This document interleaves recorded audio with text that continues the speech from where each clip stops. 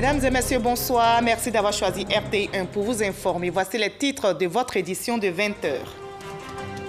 La 44e session du Conseil des ministres des Affaires étrangères de l'OCI, Organisation de la coopération islamique, a refermé ses portes au nombre des résolutions. L'OCI annonce l'appui au développement du continent africain, le renforcement de la lutte contre le terrorisme. La première dame, Dominique Ouattara, appelle à intensifier et à conjuguer les efforts pour lutter contre le travail des enfants. L'appel a été lancé ce mardi à l'occasion de la célébration de la 15e journée mondiale de lutte contre le travail des enfants. Les résultats des examens scolaires de la formation professionnelle session 2017 sont connus. 12 844 candidats sont déclarés admis, soit un taux de réussite de 79,91% contre 73,86% en 2016. Et à 10 jours des 8e Jeux de la francophonie à Abidjan, la mobilisation s'accentue. Les anciennes gloires du monde sportif et encore en activité, toutes disciplines confondues, s'impliquent pour la réussite de l'événement. Ils seront chargés de l'encadrement des jeunes athlètes. Soyez les bienvenus sur RTI1. La 44e session du Conseil des ministres des Affaires étrangères de l'OCI, Organisation de la coopération islamique, a refermé ses portes après 2 jours de travaux à Abidjan. Des décisions ont été prises. L'OCI annonce l'appui au développement du continent africain, le renforcement de la lutte contre le terrorisme et un plus grand engagement dans l'encadrement de la jeunesse. Le reportage d'Alexis Ouedraogo. La 44e session du Conseil des ministres des Affaires étrangères de l'OCI referme ses portes. Plus de 57 pays ont pris part à cette rencontre de l'Organisation de la coopération islamique. Elle marque le début de la présidence de la Côte d'Ivoire à la tête de l'organisation. Pour donner l'essence des différents travaux réalisés, le ministre Marcela Montano et le secrétaire général de l'OCI donnent un point de presse. L'occasion de présenter les résolutions annoncées.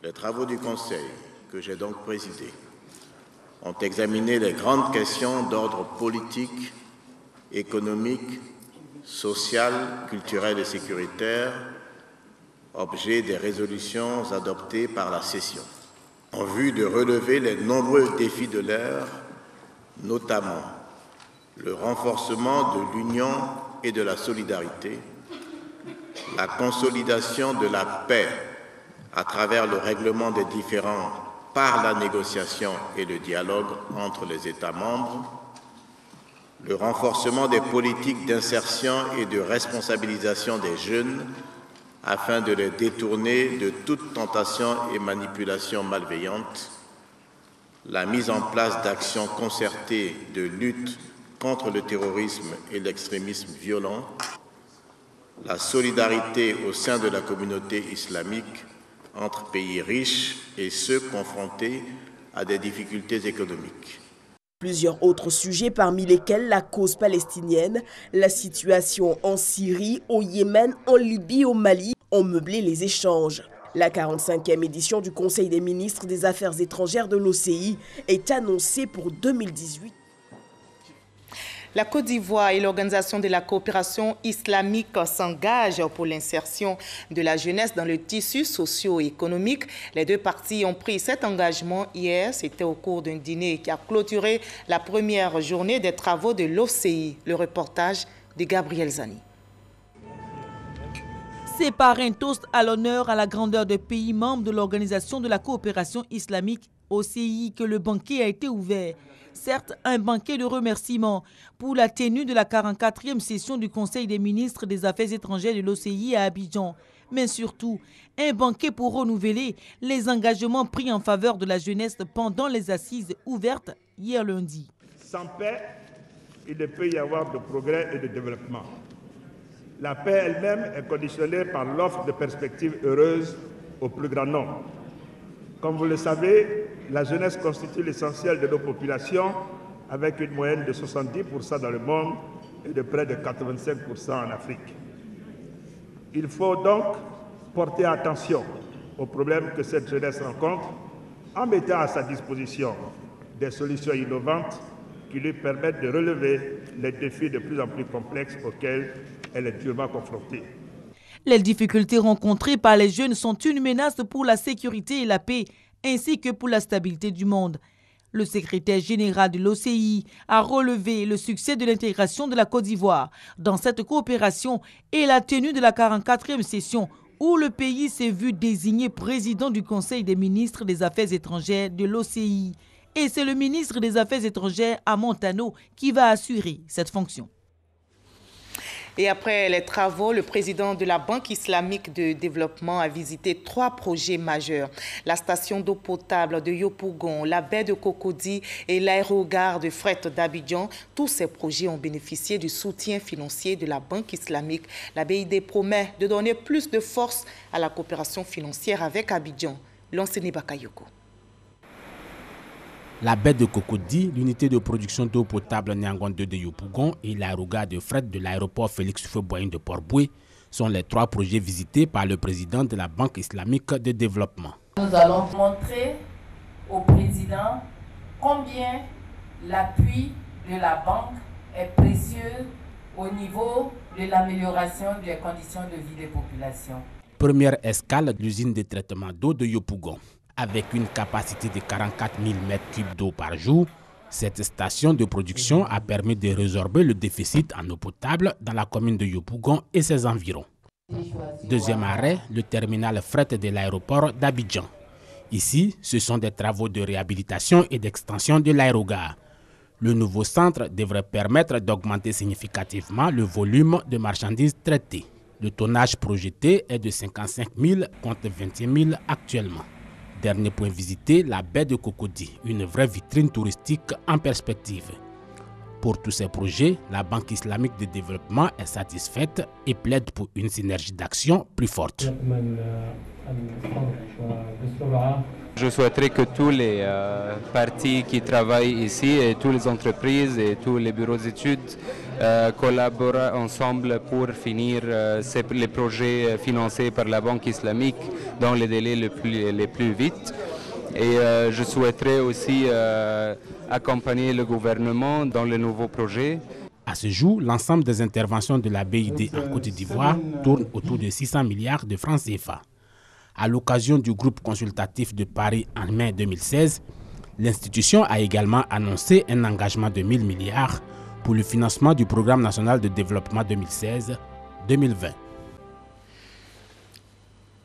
Une autre coopération qui porte ses fruits, le groupe chocolatier Semois veut améliorer les conditions de vie et de travail des planteurs en Côte d'Ivoire. Le président de ce groupe a été reçu aujourd'hui même par le Premier ministre ivoirien Amadou Gon Coulibaly. Patrick Poirier a fait le point des activités de sa structure. Il a également évoqué les projets à venir. Les détails avec Michel Digri. L'amélioration des conditions de travail des cacaoculteurs ivoiriens au cœur de l'audience accordée par le Premier ministre Amadou Gon Coulibaly au président du groupe Semois. Pour Patrick Poirier, l'enjeu est de créer un environnement favorable à la production d'un cacao de qualité qui va générer de la valeur ajoutée et du profit pour tous les acteurs de la filière. Je suis venu voir M. le Premier ministre pour le tenir au courant des avancées du programme Transparence, le programme de développement durable du groupe Semois en Côte d'Ivoire. Nous avons de grandes ambitions sur ce programme Transparence qui permet d'améliorer globalement la vie des planteurs et de travailler sur l'amélioration qualitative aussi du cacao de Côte d'Ivoire. Semois est un fervent défenseur de l'origine du cacao de Côte d'Ivoire. Nous faisons la promotion du cacao de Côte d'Ivoire, bien sûr en Côte d'Ivoire avec nos produits, mais aussi en Europe, aux États-Unis et en Asie. Et nous avons eu la chance, une délégation du groupe Semois a été reçue par monsieur l'ambassadeur de Côte d'Ivoire à l'ambassade du Japon avant-hier. Donc j'ai montré à monsieur le Premier ministre que nous faisons la promotion du cacao de Côte d'Ivoire dans le monde entier. Voilà, et on reste à la primature. Le Premier ministre Amadou Gon Coulibaly a également échangé avec une mission du Bureau indépendant d'évaluation du FMI. Le reportage d'Herman Divé. Le Premier ministre Amadou Gon Coulibaly reçoit une mission du Bureau indépendant d'évaluation du FMI, le Fonds monétaire international. La mission de ce bureau, évaluer l'efficacité des opérations et des interventions du FMI dans leur engagement dans les pays en situation de post-crise et de fragilité. Nous avons voulu savoir en quoi le fonds a été utile en aidant le pays à sortir de cette situation et à procéder à sa transition.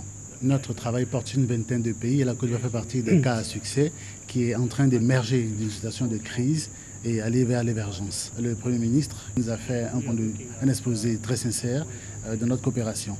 Fondamentalement, le fonds a été bien utile, mais il aurait pu faire les choses différemment pour être plus utile. Nous en tirerons donc les enseignements et les conclusions pour améliorer les performances du fonds à l'avenir.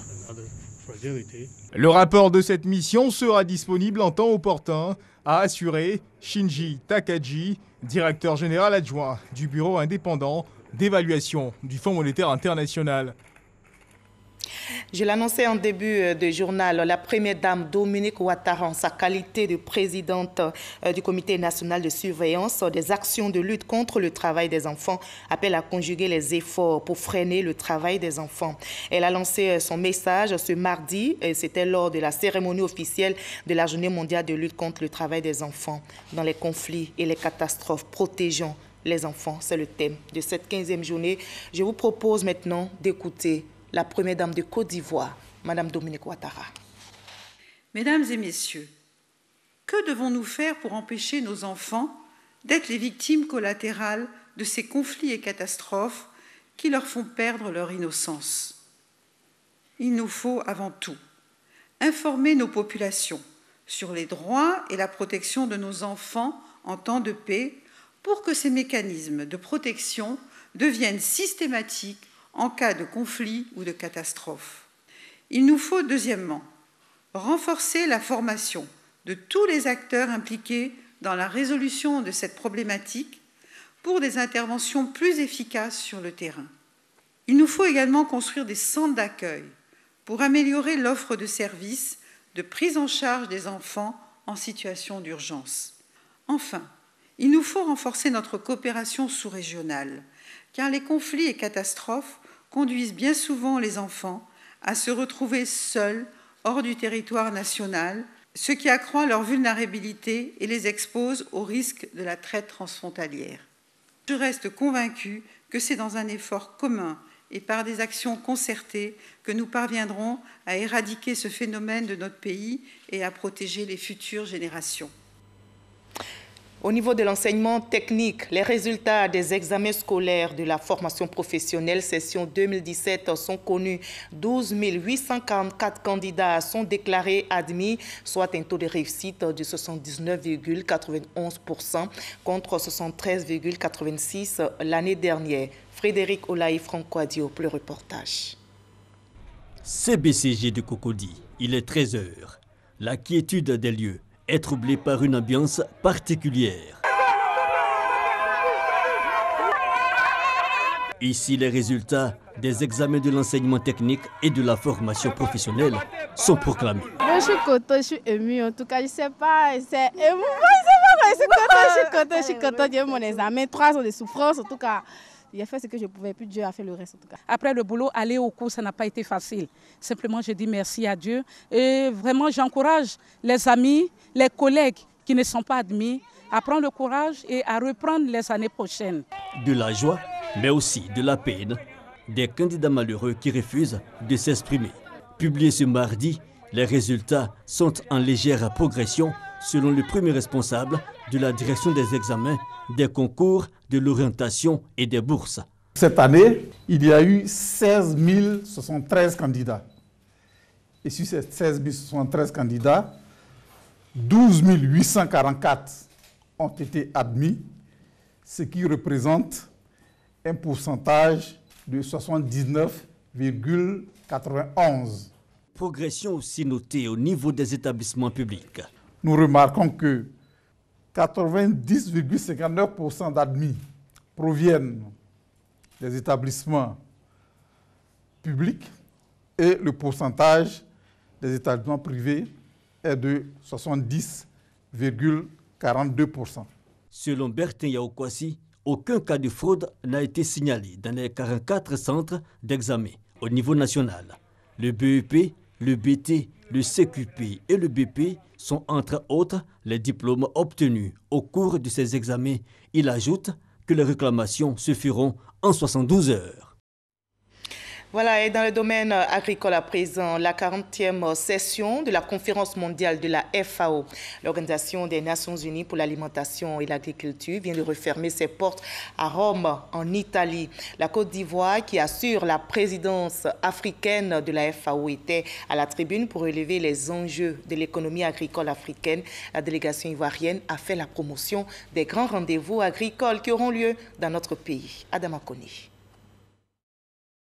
La Côte d'Ivoire, terre fertile à la réflexion sur le développement agricole.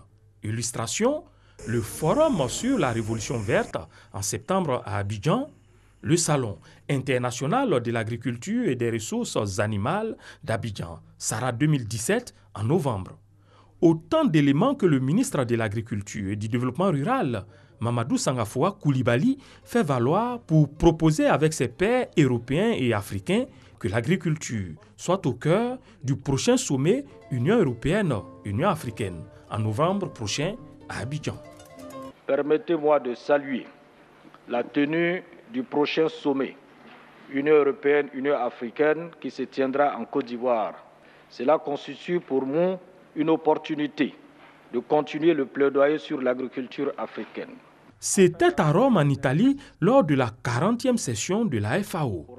En sa qualité de président en exercice de la conférence des ministres de la FAO Région Afrique, le ministre ivoirien est allé porter les préoccupations du continent sur un sujet d'actualité. Concernant le changement climatique, il me faut rappeler que le continent africain n'émet que 4% des gaz à effet de serre. Et pourtant, sur les 50 États de la planète les plus touchés par les effets du changement climatique, 36 se recensent sur le continent africain. Cette réalité et ses conséquences plus larges sur l'économie agricole de notre continent nous amènent à soutenir des initiatives majeures en cours sur le continent et ailleurs dans le monde. Cette 40e session a également permis à la Côte d'Ivoire de partager son expérience en matière d'impact des infrastructures sur le développement agricole. Le ministre Sangafoua Koulibaly a aussi informé l'Assemblée qu'il reviendra au Soudan d'abriter la 30e session régionale Afrique de la FAO en février 2018. Le gouvernement ivoirien a décidé le 6 avril dernier de donner une couche de peinture aux bâtiments administratifs et privés pour que ces bâtiments aient fière allure. Et c'est l'opération de ravalement des façades lancée dans la commune de Koumassi. 3 mois après, le point de l'opération est fait. Il en ressort que plusieurs bâtiments, dont ceux de la police, des douanes et de Air Côte d'Ivoire, ont été retouchés, embellis. Grâce Kando. 3 bâtiments situés dans la commune du Plateau ont désormais fière allure. Il s'agit de ceux abritant les directions générales des douanes, de la police et la compagnie Air Côte d'Ivoire. S'y ajoutent des bâtiments à usage d'habitation dans la ville d'Abidjan. Au-delà de ces bâtiments, 12 mairies et 10 conseils régionaux de l'intérieur du pays ont aussi reçu des couches de peinture. Le tout estimé à plus d'1,4 milliard de francs CFA. Je reste persuadé que les habitants des cités concernées par ce projet, bien que étaient tout de même mutatifs. Et il se posait la question de savoir si cette initiative serait une réalité. Aujourd'hui, les résultats sont là, bel et bien là, tangibles, 3 mois après le lancement. Nous avons régulièrement, à notre façon, tenté d'y apporter des touches de restauration à travers des travaux peinture, mais c'est la toute première fois que l'État de Côte d'Ivoire a pris l'engagement à travers une opération d'envergure de leur apporter une seconde jeunesse. Ce projet a permis de former 960 jeunes au métier de peintre grâce au financement octroyé par la Banque mondiale à l'État de Côte d'Ivoire dans le cadre de la phase 2 du programme Emploi Jeunes et Développement des compétences PGDEC, dont le financement s'élève à 25 milliards de francs CFA. Nous sommes confiants que ces jeunes ont pu acquérir des compétences qui certainement les aideront à s'insérer dans le monde du travail. Mes mots sont des mots de remerciement à l'endroit de l'État de Côte d'Ivoire. Ça va nous permettre à nous d'être aujourd'hui, pouvoir nous employer. Nous avons aujourd'hui cette capacité à être autonomes, à pouvoir nous insérer dans la vie active, dans la vie professionnelle. Cette opération de ravalement qui contribue à embellir les villes de Côte d'Ivoire vise aussi à résorber le chômage des jeunes. Nous allons maintenant assister à une autre opération, c'est l'opération de capture de crocodiles qui vient d'être lancée dans la lagune de Brié. Celle-ci s'inscrit dans le cadre du projet d'aménagement de la baie de Cocody dans le district d'Abidjan. C'est une initiative du PRICI, le programme de renaissance des infrastructures. On en sait plus avec Serge Coléa. Environ 50 crocodiles vivent au niveau de la baie de Cocody. Ce chiffre fait suite à une étude menée par les services du ministère des Eaux et Forêts. Cette situation est d'autant plus inquiétante que le PRICI, le projet de renaissance des infrastructures en Côte d'Ivoire, a décidé de mener la chasse aux crocodiles. L'organisation chargée de l'embellissement de la baie de Cocody a dépêché des États-Unis Matthew Shirley, un expert des opérations de capture et de transfert de crocodiles. Après avoir formé 10 jours durant une quinzaine de sapeurs-pompiers, d'agents des eaux et forêts et de l'Office ivoirien des parcs et réserves, place à la phase pratique. Première étape, le zoo d'Abidjan pour se faire une idée des dispositions à prendre face à un crocodile. Les agents se sont ensuite rendus à la baie de Cocody. Des pièges ont été posés pendant la nuit. Les chasseurs reviennent ensuite le lendemain pour les visiter. Je peux confirmer que nous avons même trouvé les crocodiles, on a vu, mais les crocodiles ici dans la zone sont un peu méfiants. Donc c'est-à-dire qu'à distance, ils sont tous plongés, on n'aurait pas pu les approcher pour même vérifier l'espèce ou la taille d'individu. L'expert se veut rassurant, la baie de Cocody sera bientôt débarrassée de ses visiteurs indésirables. Même si ça fait un peu peur de manière psychologique, les crocodiles ici, qui sont ici ne posent pas vraiment un risque. Ils sont de très petite taille, 1 mètre, 1 mètre et demi, choses comme ça. L'opération de capture et de transfert de crocodiles s'inscrit dans le cadre du projet de sauvegarde et de valorisation de la baie de Cocody. Cette baie sera livrée en 2020 avec un bassin écologiquement assaini offrant des espaces de détente et de loisirs. Dans l'actualité judiciaire en Côte d'Ivoire, le procès de l'ancien ministre Assoua Adou, ouvert aujourd'hui à Abidjan, a été renvoyé au jeudi prochain pour défaut d'avocat d'un de ses co-accusés. Le président de la cour d'assises a pris cette décision pour permettre la constitution d'un conseil pour l'un des accusés dans l'affaire Assoua Adou. Je rappelle que l'ancien ministre des Eaux et Forêts et 6 autres personnes sont poursuivies notamment pour des faits d'attentat, de complot contre l'autorité de l'État.